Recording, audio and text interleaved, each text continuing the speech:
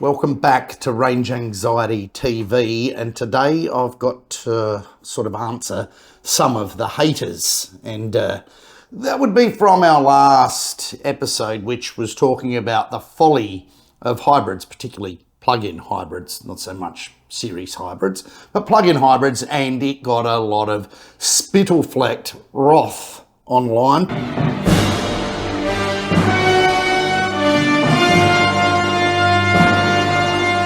Particularly from the BYD Shark owners of Australia, not that anyone actually owns one yet, and from one guy in particular who really sort of triggered me, a guy by the name of Will Knott, who said I both look and sound like John Cadogan, and I resemble that dude.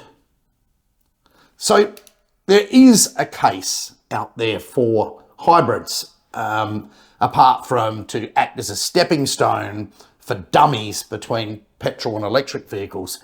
And getting some laughter in the background there. I mean, really, seriously, come on, grow up. But I think in the instance of a utility vehicle that may have to do some work off the beaten track or away from, the confines of a charging network and basically out in Boogersville, and I think the BYD Shark is probably a good thing in that regard. So there you go. And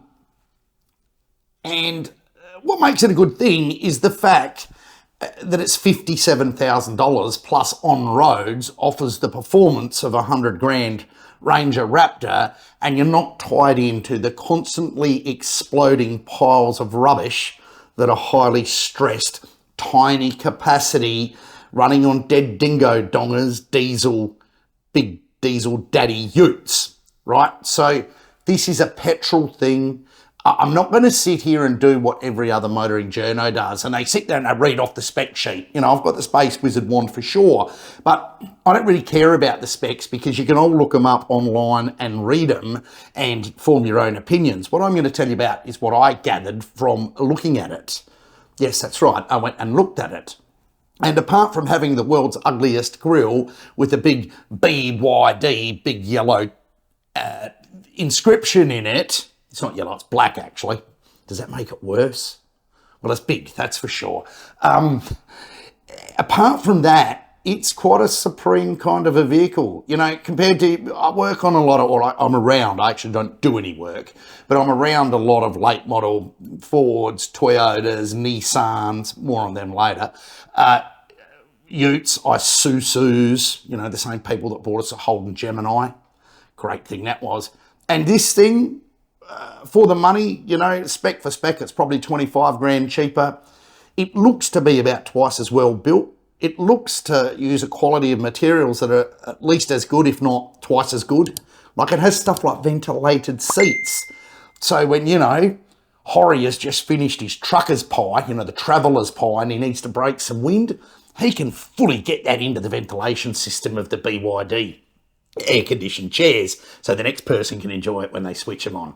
But no, look, in this big brown country, ventilated seats are a great thing. I've got them in my latest car, and you know what? I wouldn't be without them. And the stitching is good. And, for everyone that rattles on about their Mercedes Benzes and Lamborghinis, stitching's important. This thing's got stitching in spades, and it looks to be well carried out. The interior's good. I mean, the UI is probably crap, like most Chinese cars. However, that's still at least, I'm in multiples today, 30 to 50 times better than anything I've seen in the ute world. Have a look at Toyota. You're basically just like squeezed an old Atari out onto the dash. And Ford, well, they're one up. They've got the Sega Mega Drive. So the BYD infotainment system, probably, or the UIX as it's called, probably isn't my cup of tea because I'm a snob and I drive Teslas, but it's not, it's a lot better than anything else out there in workhorse land. So at the moment, you're looking at, have a look at that thing at $57,000. You probably already put that one up, but have a look at the interior. Have a look. You've even got a stone-guarded tray. Now, I know places charge like $1,500 for that. There was a rumour you get a tow bar with the thing, which is absolutely amazing. So this thing's really, really well appointed. I sat in it. It sits well. Brr. That's the bullshitometer there. No, you sit in it well.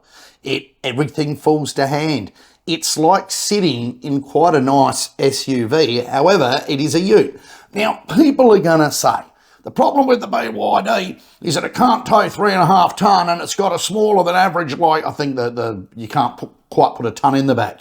Who bloody cares? In fact, I'll tell you right now, if you've got a Hilux, Ranger, whatever, that size ute, and you're towing 3.5 tonne, you're nuts, right? There's nothing pleasant about it. There's nothing good about it.